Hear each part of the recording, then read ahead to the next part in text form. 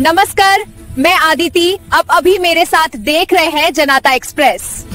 बालेश्वर आज 8/12/2025 सोमवार दिवंगत सांबादिक स्मृति कमिटी पक्षर स्वर्गत सांबादिक देवदास कुंडू श्राद्धवार्षिकी सांबादिक प्रकोष्ठ में पालन हो जाइए। स्मृति सभार एडीपीआर बालेश्वर बुढ़ाण हेम्ब्रम मुख्य अतिथि भाव योगदान करी कही कि नूतन भाव में आज ही कार्य जोग देइछि।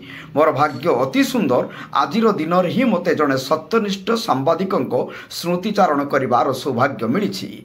अन्यमानक मध्य वरिष्ठ सांबादिक शिवशंकर भोई, सुरंजन जेना, वरिष्ठ वकिल निरंजन बेहेरा, वरिष्ठ सांबादिक रवि राउत स्वर्गत देवदास कुंडू सहित किपरि भाव में समय अतिबाहित करथिले तांको भली विरल व्यक्तित्व और जन्म हेबा असंभव बोली बखाणी।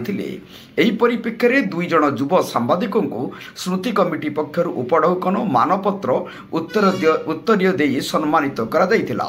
सेमाने हेले युव सांबादिक संदीप्त दास और त्रिलोचन महांती।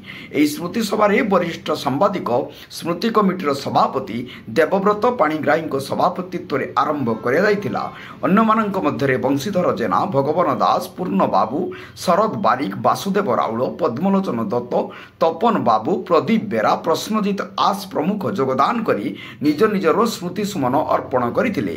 शेषरे शरद बारिक धन्यवाद अर्पण करथिले। हेलो दोस्तों, मेरे चैनल को लाइक सब्सक्राइब जरूर करना